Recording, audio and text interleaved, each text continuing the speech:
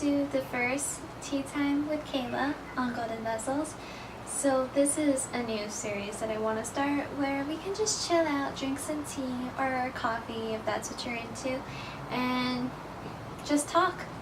Of course, I'll be the one doing all the talking because I can't actually hear what you're saying or see. But yeah, so welcome to the first Tea Time with Kayla. Ding! I was not planning on doing this video.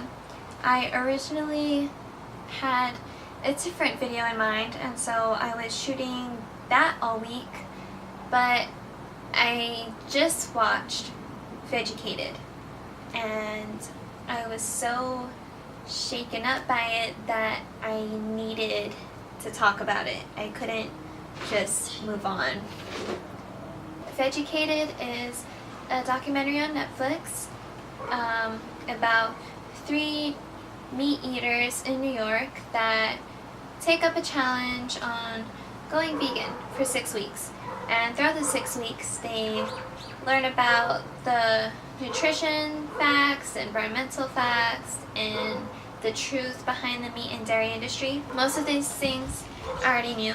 I already knew that vegan is the healthiest lifestyle there is, and it's the biggest step you can take in helping the environment. And I knew that, you know, the meat and dairy industry was cruel, but this totally opened my eyes. And so this documentary just took me to deeper levels of compassion, and it's just totally added so much to my reasons for being vegan on the ethical side. And so I wanted to share them with you because I couldn't just, you know, sit there and forget about it. I never wanted to be a preachy vegan. You know, I thought that I would just make this lifestyle change for myself and just that would be it. But when reality is as bad as it is, I can't stay silent. And so I hope you take something from this video. When one person goes vegan, in 1 month, 8 or more lives are saved. And in 1 year, 100 plus animal lives are saved, which means that in 3 years, 300 plus lives are saved. And that's a great thing.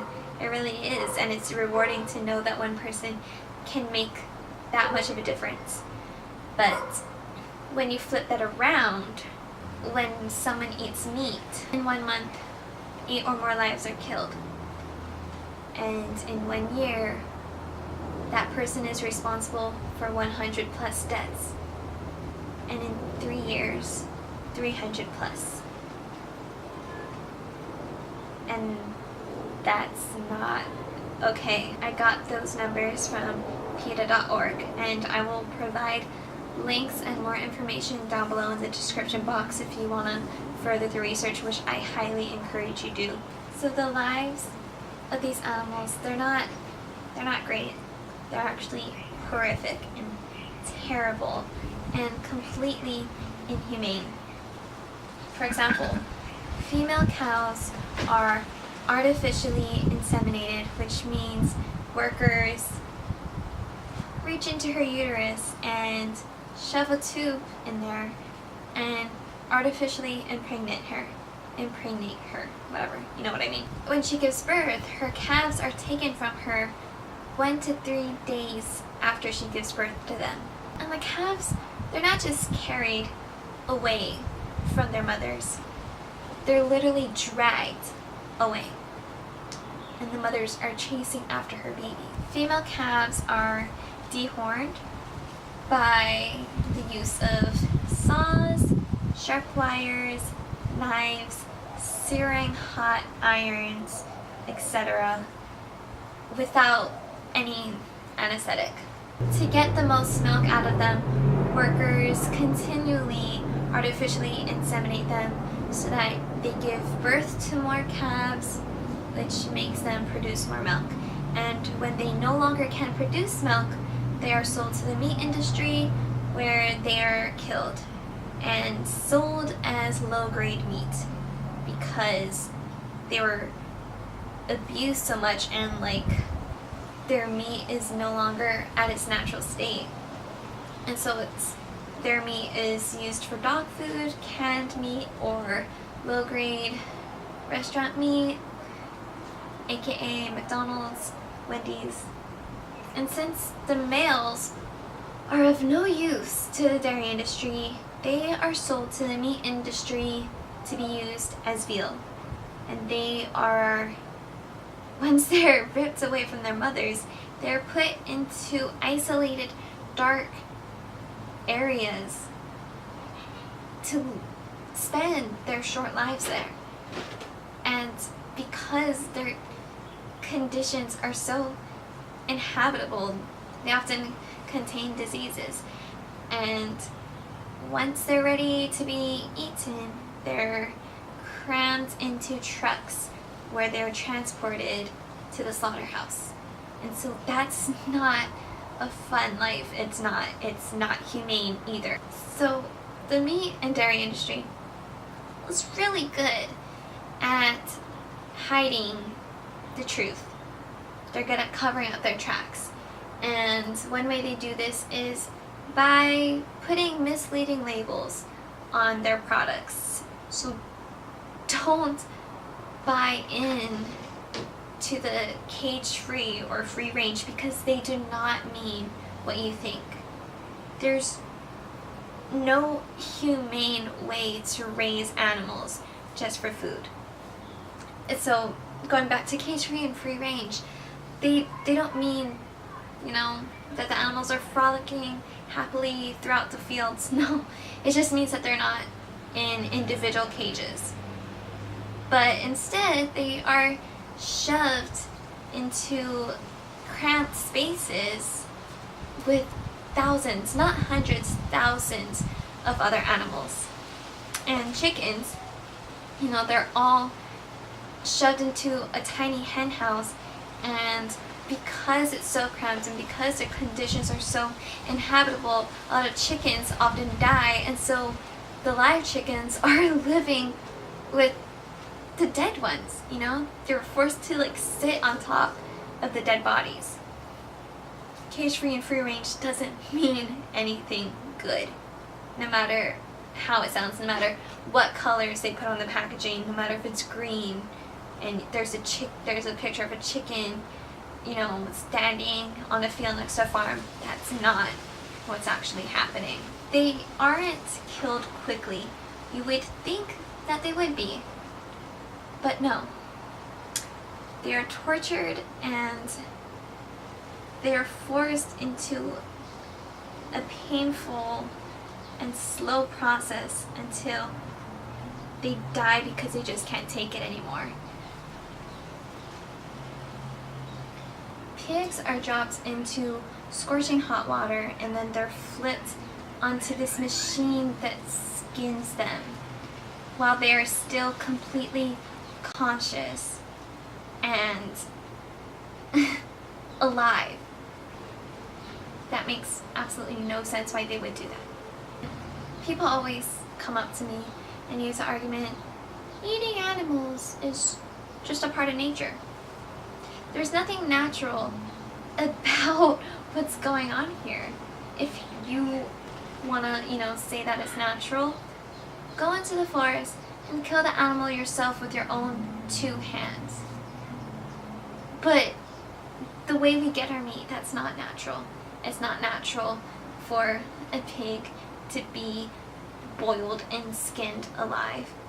It's not natural for cows to be artificially inseminated and raped. It's not natural for chickens to be so fat that their legs can't hold them up. No. Factory farming today is as far away from natural as it gets. When you eat an animal, you receive its energy, its nutrition, etc. It all gets passed down to you. That's what you learn in science. You know, that's the reason why you eat things, is so that its nutrients are passed down to you. Everything that it went through is passed down to you. So all the fear and the pain that it suffered with throughout its life is now inside of you. That's why I don't think I could ever not be vegan now that I know the truth, because I don't want my body to become a graveyard for animals. We can't say we love animals and still eat them. What makes pigs, chickens, and cows any different from dogs, cats, and rabbits? You would never eat your pet, I hope. I hope you would never eat your pet. So what makes it okay to eat a different type of animal? Every animal should be treated with the same respect and love that we give to our pets, because they are not below them and they're not below us. And so we shouldn't be treating them the way we are. So I was in the same place you are.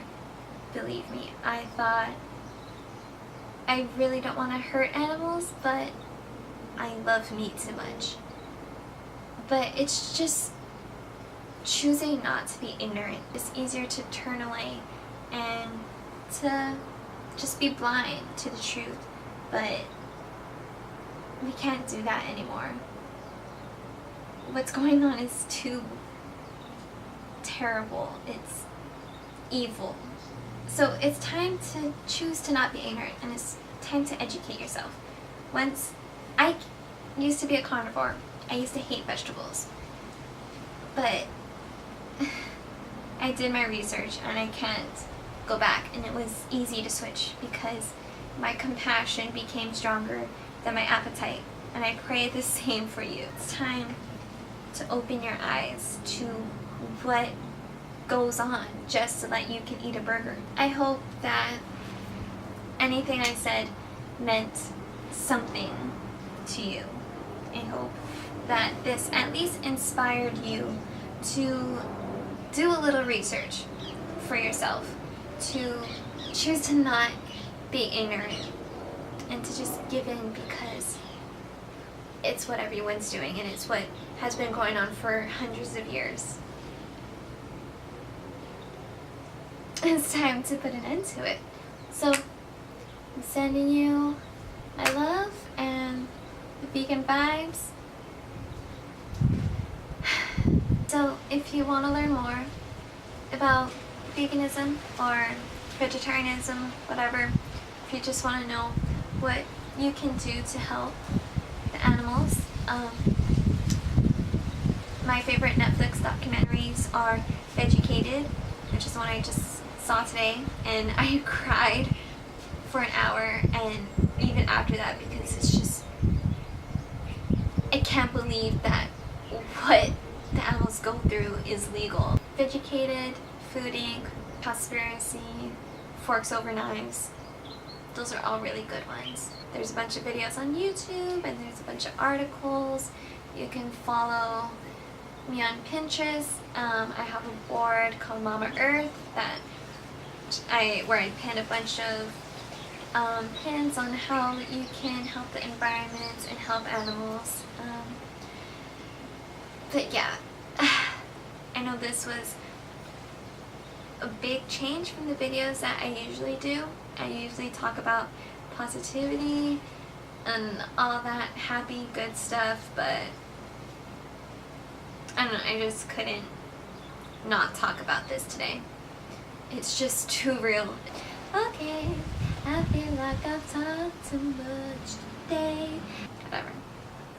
So, this is the end of First Tea Time with Kayla. Yeah, hope you learned something. And if you feel inspired and you want to inspire your friends and family, make sure to share this with them. Comment what your thoughts are. I really want to know what you guys think about this. Give this a like if it helped you at all. And don't forget to subscribe for more inspiring videos, I guess. I don't know. Yeah. Be happy, be healthy, be a golden vessel. Bye!